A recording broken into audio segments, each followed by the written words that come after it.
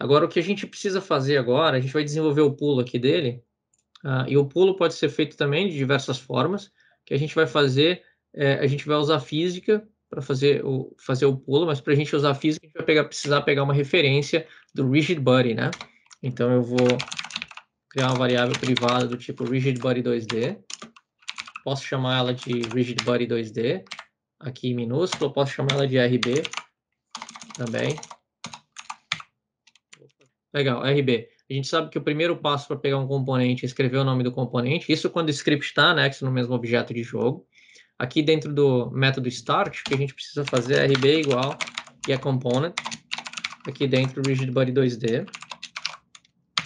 A gente sabe que isso aqui a gente consegue pegar uma referência do objeto também. Isso aqui é boilerplate. Não precisa pensar muito. Quero uma referência do objeto de jogo na minha cena. getComponent. Isso se novamente se o script estiver anexo no próprio objeto de jogo, né? Porque o que está acontecendo aqui, ó, para quem é um programador, a gente está acostumado a usar o this, né? O this na Unity ele é representado por GameObject, essa propriedade aqui. Então é a mesma coisa, tá? Se tivesse no Visual Studio Community, isso aqui estaria suprimido, estaria meio invisível aqui, porque não é necessário, é meio redundante. Então, basta você digitar aqui getComponent rigidBody. Daria para usar getAxis, sim. GetAxis é uma outra estratégia para usar o sistema de movimentação. A gente pode fazer também isso sem problema nenhum. Já eu mostro a possibilidade de usar isso. Primeiro vamos fazer o pulo. Como eu comentei, a parte de movimento pode ser feita de diversas formas, com diversos sistemas de input, pode ser feito com movimento com física, sem física. A gente está usando sem física aqui para simplificar o aprendizado, entendimento da manipulação dos objetos. E agora a gente vai criar uma função para pular. Então, aqui é o public void pular. Novamente, esse é o boilerplate dela. Sempre dizer qual é o tipo de acesso, se é privado ou público, o tipo de retorno e o nome da função. Certo? Como a gente... a primeira coisa para pular, a gente precisa definir uma tecla, né? A gente precisa definir uma tecla no qual a gente quer definir o pulo. Então, é if, né? Definir a condição se o input que foi pressionado, get key down. Agora é down, porque a gente só quer executar a operação uma vez. Key code, ponto space, essa é a tecla que eu vou definir para pulo. Agora, se a tecla de espaço for pressionada, faz alguma coisa. E se alguma coisa que eu quero fazer é rb.addForce. Aí tem, é uma função que me adiciona força no objeto, também tem velocidade, tem diferentes estratégias entre força e velocidade, que afetam o objeto fisicamente. A gente vai usar o força. Dentro de força, eu preciso, como é uma função, eu preciso dizer, eu preciso passar um vetor de 2, eu preciso dizer aonde eu quero aplicar a força, né? Eu quero aplicar a força para o objeto ir para cima. Então, eu posso digitar aqui new vector 2, abrir parênteses, digitar 1, 0, porque, ou seja, estou passando o valor de 1 para x e 0 para y. Ou eu posso usar um shorthand operator, que é o vetor de 2 ponto up, que é a mesma coisa, vetor de 0 e 1, né? Quer dizer, 0 é x, y é 1. E aqui eu consigo multiplicar isso aqui, por exemplo, pela nossa... A gente pode criar uma variável aqui que é força do pulo. Força, pulo. Eu posso inicializar também essa força do pulo com o valor padrão aqui. Eu vou colocar 30 float. Tá legal?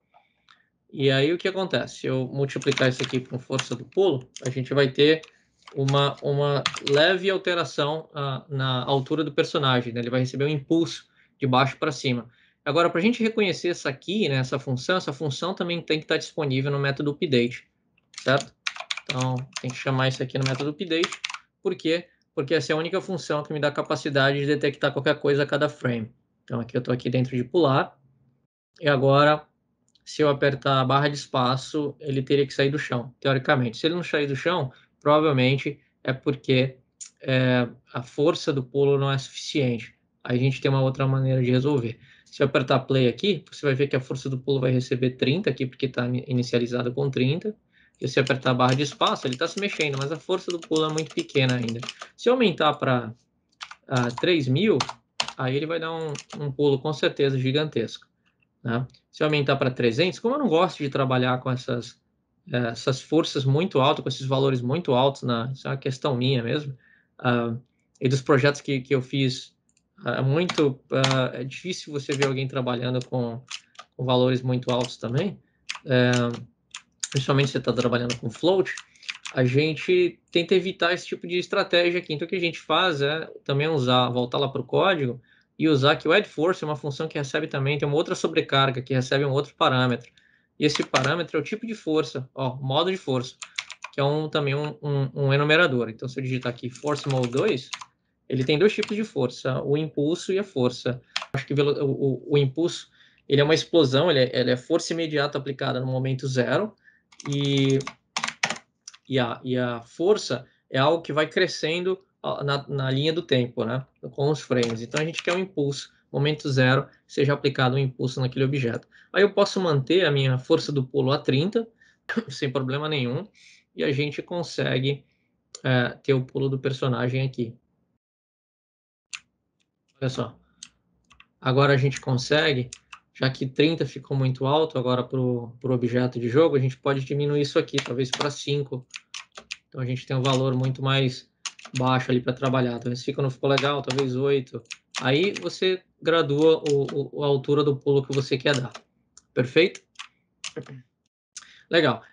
Quando a gente começa a desenvolver o sistema, né, de movimentação do player, a gente tem algumas coisas que precisam ser levadas em consideração, que são importantes, que quando você tiver um objeto de verdade, tiver um personagem de verdade, vai acontecer. Porque como isso aqui é um círculo, você não percebe que ele como é um círculo, se rotacionar não faz a menor diferença, porque é um círculo, né? Ele consegue rotacionar no próprio eixo. Mas um personagem que geralmente tem um shape, né, mais no sentido de uma cápsula, vai ficar meio esquisito.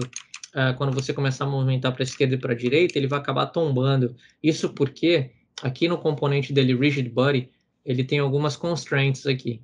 E uma das constraints que é importante você estar travando nesse estilo de jogo de side-scrolling é a constraint no eixo Z. Aí depende muito da tua estratégia, obviamente. Isso evita que o objeto rotacione e tal. Mas isso não tem nada a ver com a animação. Por exemplo, se você quiser dar um pulo fazendo com que ele rodar, a animação vai tocar sem problema nenhum. O que eu estou impedindo aqui, ó, se eu marcar congelar a rotação no Y, aqui o personagem tombe, né? Ele cai quando ele colida com alguma coisa. Então a gente marcou esse freezing rotation. Uma outra coisa que a gente vai precisar resolver, a gente vai resolver hoje, né, que a gente discutiu semana passada, foi a questão do pulo, né? Agora a gente tem, eu vou até diminuir o pulo aqui, que a gente já sabe que o valor ideal não é 30, talvez é 8.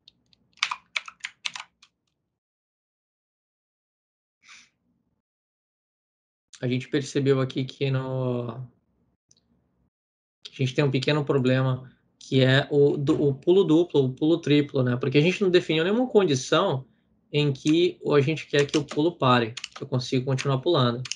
E isso é legal, porque só de você fazer isso já te dá uma ideia do que você pode criar dentro do jogo. Quando você começa a manipular esses objetos, você começa a ter ideias do que pode ser criado. Aí você fala, me parece muito bem com aquele estilo de jogo Flatbird, né? Então você não tem que deixar o objeto colidir com nada, né? Com a ideia você vai clicando. Aqui a gente não tem animação, mas a gente poderia ter um pássaro aqui animado e sair desviando dos canos e ter a movimentação contínua. Perfeito? Vou criar um novo script aqui de movimento. Eu vou comentar esse movimentar aqui que a gente tem e dentro dele eu vou escrever aqui, ó, public void física movimento com getAccess, só para ser bem explícito mesmo no que a gente está querendo. Esse getAccess, para você ter uma ideia o que é isso, ele é o sistema básico de input que a gente está utilizando. Esses eixos eles já estão pré-configurados, alguns deles já estão pré-configurados dentro do sistema de input. Se eu clicar em Edit no menu superior e clicar em Project Settings, tem a opção aqui de Input Manager. Eu tenho alguns eixos aqui, ó. Então, eu tenho o eixo horizontal e vertical. Por exemplo, esse eixo horizontal e vertical, em algum momento a gente chegou a discutir sobre isso, bem brevemente, ele já mapeia o left stick do gamepad e já mapeia também no teclado o botão A e o D, né? E ele sabe quando está indo para a esquerda ou para a direita em função do valor de x, né? Se é menor que zero ou maior que zero. Então, a mesma coisa com y, se y é maior que zero ou menor que zero. Então, ele inclusive define o left stick também, só que up and down, e aí a gente tem o teclado como SW, como padrão. Então, para a gente estar utilizando essa estratégia, também é muito simples, não tem muita diferença. A gente tem uma classe aqui, a gente tem uma classe chamada input, que é a classe que a gente está usando, só que ao invés de usar o getKeyDown, né, que é uma key específica, uma função que requer uma key específica, a gente chama um getAccess. Existem dois tipos de getAccess, o getAccess e o getAccessRaw. O getAccess, ele te dá, inclusive, valores intermediários entre 0 e 1, e 0 e menos 1. Então, você pode ter 0.3, 0.4, e o getAccessRaw, ele te dá 0 ou 1, 0 ou menos 1. Então, ele é mais direto ao ponto. Então, eu vou estar usando o getAccess aqui, e o que a gente precisa estar passando aqui é o nome do eixo que está lá naquele sistema de input, que no caso estava escrito horizontal. Então tem que ser exatamente o mesmo nome que está lá. Isso aqui retorna um float. Como você pode ver, retorna um float. E a gente retorna um float de x. Então posso criar uma variável aqui chamada float move horizontal. E esse move horizontal ele vai ter em determinados momentos ou menos 1 ou 1, ou abaixo de 0 ou acima de 0. Né? Então a gente sabe que ele está se movimentando horizontalmente. E aqui a gente poderia estar criando, por exemplo, um vetor de 2 chamado movimento. E dentro de movimento, a gente poderia estar criando um novo vetor de 2, onde o x seria essa variável move horizontal, e o y, como a gente não está mexendo no y no nosso caso, seria 0. Legal? Como a gente quer trabalhar, nesse caso aqui, com física, a gente poderia pegar o nosso rigidbody.addForce, e dentro do addForce a gente poderia estar passando o nosso movimento, que é esse cara aqui, multiplicado pela nossa velocidade. Então, seria uma outra forma de estar fazendo isso. E aqui eu posso chamar aqui em cima o nosso física, movimentação com getAccess. Você vai ver que a física ele já dá um outro comportamento para o personagem, que a gente precisaria de mais linhas de códigos aqui para controlar isso mais afinadamente. Tá? Ele já vai começar com velocidade mais lenta e vai ganhando velocidade ao longo que a gente vai segurando a tecla. Então, se eu apertar o play aqui, agora a gente está usando aquela função, olha só, e ele já tem um comportamento diferente, ele já dá uma acelerada e volta, porque aqui já é movimentação com física. Perfeito? Inclusive, inclusive a gente poderia aqui dentro, ao invés de usar, por exemplo, a própria física, poderia tranquilamente, como isso aqui é um vetor, a gente poderia usar o transform.position também e passar o novo vetor com esse vetor que a gente criou aqui, onde o x ia variar conforme a movimentação horizontal. Então, poderia ser, por exemplo, transform.translate, sem problema nenhum. E no translate, a gente poderia ter esse vetor de 2 chamado movimento, multiplicado pela velocidade também. Então, mesma coisa. Então, a gente teria essa estratégia aqui também, onde a gente está usando se a gente está movimentando para a esquerda ou para a direita. Mas eu não sei se vocês perceberam alguma coisa, que a gente não está nesse estilo de movimento aqui, a gente não está definindo quando uma tecla foi pressionada ou não, porque essa definição está aqui dentro do input getAccess. É lá dentro do sistema de input que ele está detectando.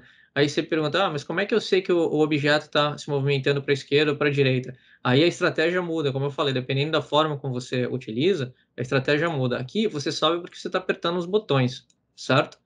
E aqui você sabe pela movimentação horizontal. Então, por exemplo, você poderia dizer o seguinte: imagina que você quer criar uma rotina quando ele estiver indo para a esquerda. Então, você teria que fazer, por exemplo, se movimento horizontal for menor que 0, na verdade, a gente sabe que ele está se movimentando para a esquerda, tá?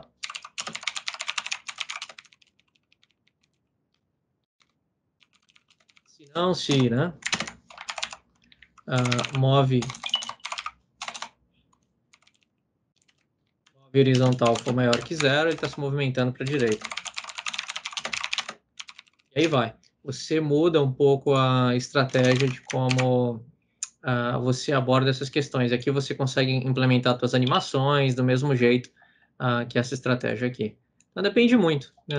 Então, cada estratégia tem um benefício, né, e um contra. Você tem que, ao longo do tempo, você vai ganhando experiência, desenvolvendo seus próprios jogos e tal, e vocês vão percebendo quais são esses benefícios, aí esses contras de cada estratégia e tal. Bom, a gente vai usar o nosso sistema de movimento padrão, que é esse movimentar aqui. Beleza, pessoal. Então, a gente discutiu sobre a movimentação do player. Agora a gente consegue movimentar o player para a esquerda e para a direita com diversas estratégias. A gente consegue fazer com que o player pule. A gente só não definiu ainda uma estratégia para evitar que ele pule de forma dupla, né? Mas antes de a gente ver essa estratégia, eu gostaria de apresentar para vocês o sistema de colisão da Unity, para que ele serve e que coisas legais você pode criar com isso. Bom, eu vou criar alguns objetos aqui na cena para que esse player ele colida com esses objetos. Dentro do ambiente desse objeto de jogo aqui ambiente, eu vou clicar com o botão direito, vou clicar em um 2D, Sprite. Novamente, quando a gente reiniciou, né, o ambiente para zero, todos os objetos que são criados em função daquele, dentro como filho daquele objeto, eles já são criados com a posição zero. Mas sempre dá uma conferida para ver se não aconteceu nada. Então, eu vou estar nomeando esse objeto com obstáculo. E vamos tentar achar uma imagem aqui para representar esse obstáculo aqui. Eu acho que eu vou usar essa bola branca aqui, ó. Pronto, ela vai ser o obstáculo. Eu vou mudar a cor dela, deixar vermelho aqui, que a gente tem bem claro o que é um obstáculo. Inclusive, eu vou aumentar o tamanho dela. Aí você pode perceber que eu estou aumentando só no eixo X e Y, não faz sentido eu aumentar no eixo Z, que é profundidade, né? Então, isso aqui é um obstáculo. Mas o que acontece? Se eu apertar play, do jeito que esse obstáculo está, ele não vai acontecer nada. Vou passar por dentro dele. Por que eu vou passar por dentro dele? Eu vou passar por dentro dele porque ele não tem nenhum colisor aqui, certo? Então eu vou posicionar ele aqui mais no chão e eu vou adicionar um colisor para ele. Então eu vou adicionar um Circle Collider 2D. Agora ele tem um colisor, percebe? Então eu vou apertar play. E agora eu consigo colidir com aquele objeto. Perfeito? Ó, uma das coisas que você tem de diferentes, eu queria só ressaltar isso de estratégia que você adota. Quando você não adota física, você tem esse movimento, quando você colide com o objeto, você tem esse movimento de jittering aqui, ó. Ele fica dando esse jittering aqui. E com a física não, ele procura calcular o tempo entre um frame e outro para evitar que esse tipo de comportamento aconteça. É como eu falei, tem prós e cons. Esse tipo de movimentação te limita em algumas coisas do que você queira fazer, porque você precisaria estar usando física, mas é suficiente para você aprender os conceitos e entender. Mas é um dos prós e contras aqui, ó. Então, o objeto, você consegue colidir com ele, certo? Sem problema nenhum. Mas você também não tem nenhuma reação física desse objeto. Esse objeto ele não responde fisicamente ao objeto que está colidindo com ele. Então, para você fazer com que esse objeto responda fisicamente, você pode adicionar o obstáculo, por exemplo, também, um Rigid Body, sem problema nenhum. Então, eu vou adicionar um Rigid Body 2D. Então, ele é um tipo de corpo dinâmico.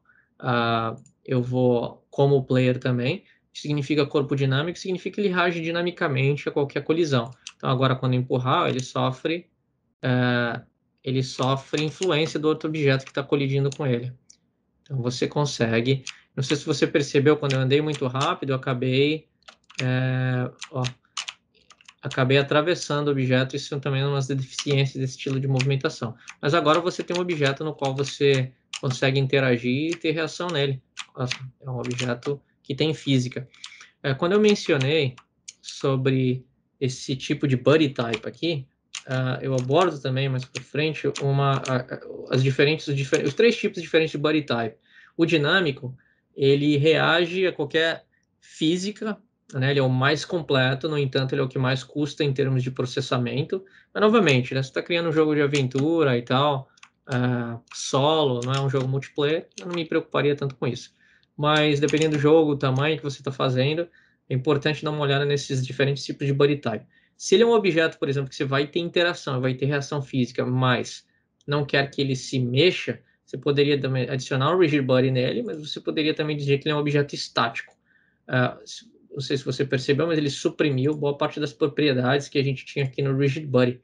Então, você consegue ter colisão com ele, mas ele não reage à física, né, porque é um objeto estático. Em consequência disso, você tem uma performance muito maior desse objeto dentro do teu jogo.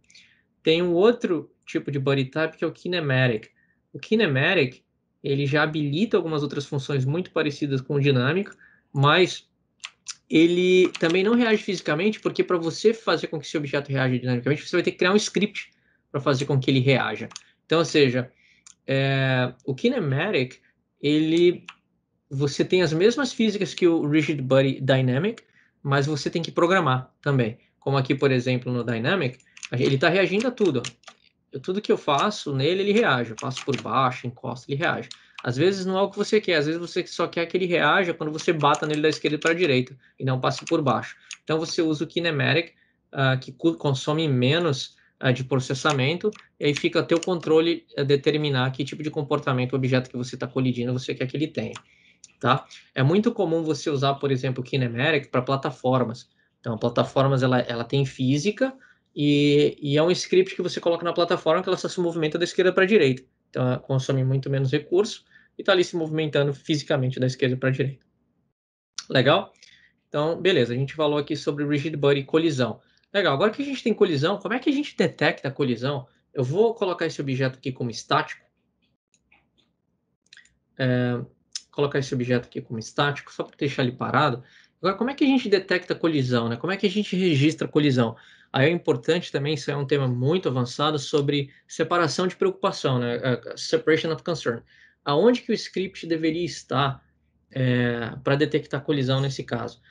Eu vou dar uma breve explicação sobre o que eu estou falando aqui agora. Por exemplo, se eu determinar que o meu player tem um script de detecção de colisão, facilita para mim, porque dentro do meu player eu vou ter todas as variáveis que estão relacionadas ao player. No entanto, se você, em termos de reusabilidade, né, você quer reutilizar esse código em outro player, e esse outro player não tem esse mesmo estilo de colisão, você vai estar arrastando esse script com o mesmo estilo de colisão para aquele player. Então, não é a melhor estratégia.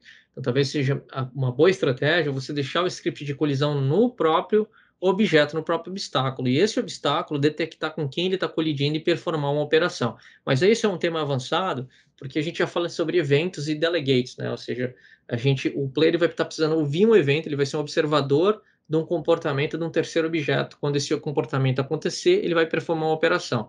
Então a gente vai seguir um caminho mais tranquilo aqui, que é definido dentro do player. Então a gente vai lá para dentro do player, e a gente, abaixo dessa função pular, dentro da mesma classe, né, dessa classe que a gente está trabalhando, que é a classe Circle Player, tá vendo que o nosso script está ficando grande, né?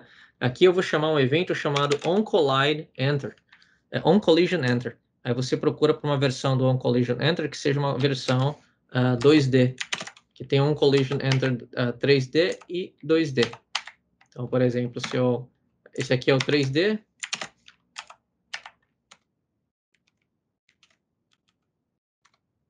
pronto, agora eu tenho aqui o meu private void onCollisionEnter. Essa é uma função padrão da Unity, como é 2D, né, o sistema de colisão interno com 2D, a gente já está incluso em qualquer script, né? Toda vez que você estiver adicionando um script em algum objeto, você invocar essa função significa dizer que você quer detectar que seja verificado se houve uma colisão com um determinado objeto ou não. Como essa função foi invocada dentro do player, do script do player, a gente quer detectar a colisão quando a gente estiver colidindo com a pedra, com aquela pedra vermelha. Então, o outro que a gente está colidindo seria o outro que a gente quer colidir, seria a pedra vermelha nesse caso, tá? Aí existem diversas estratégias também, mas a gente vai adotar uma outra aqui para você detectar colisão. Uma estratégia que eu gosto muito também é detectar colisão por tag. Então, também tem por tipo, por classe, aí vai. Mas você tem aqui, é uma maneira fácil de todo mundo entender. Você tem esse objeto, o obstáculo, e aqui você tem uma propriedade no obstáculo chamado tag. Aí você pode definir uma tag para esse obstáculo. Então, eu posso clicar no untagged, clicar em Add Tag, e aí clicar no sinal de mais aqui, e definir uma tag para ele. Eu vou chamar a tag de obstáculo. Beleza? E clique em salvar. Qual que é o bom disso? O bom disso é que eu posso usar essa tag em qualquer outro objeto do jogo, e ele vai detectar colisão com quem tiver essa tag obstáculo. Então, esse é o legal também dessa estratégia. Então, se eu selecionar agora o obstáculo, e aqui na parte de tag, selecionar a tag que eu acabei de criar, agora eu tenho uma tag para esse objeto obstáculo. Então, o que eu faço lá no meu script agora? Eu volto lá para o meu script, e aí faço uma condição if. Eu falo se o meu outro, né, que é o objeto que eu estou colidindo, ponto GameObject, ponto compareTag, ou seja, compara tag. Também tem uma propriedade aqui chamada tag, se você quiser usar essa propriedade tag. Eu não recomendo porque ela é menos ineficiente do que a função, tá? Tem um estudo já sobre isso. Então, usa o compareTag, é boilerplate também. Qual é uma função? O que a gente está procurando aqui? Se o outro objeto no qual a gente está colidindo tem a tag obstáculo, é isso que a gente está dizendo aqui. Faz alguma coisa. Então, eu vou imprimir na tela. Eu acabei de colidir. A gente vai imprimir no console isso aqui, ó. Eu acabei de colidir. Se a tag estiver certinho, vai estar funcionando. Então, eu vou aqui com o player. Vou dar o play aqui. Agora, no console aqui, a gente deve estar vendo uma mensagem aqui embaixo, que eu acabei de colidir. Então, eu vou andar com o meu player. Bom, ele acabou de detectar colisão. Olha só que legal. E toda vez que eu vou lá, ó, e detecta, ele detecta colisão. Toda vez que eu encosto no objeto, ele vai detectar colisão. E é legal porque agora você começa a performar ações diferentes no jogo colidindo com outros objetos, tá? A gente vai ver uma aplicabilidade melhor disso. Tá? Por enquanto, a gente só tem uma mensagem sendo impressa disso, tá?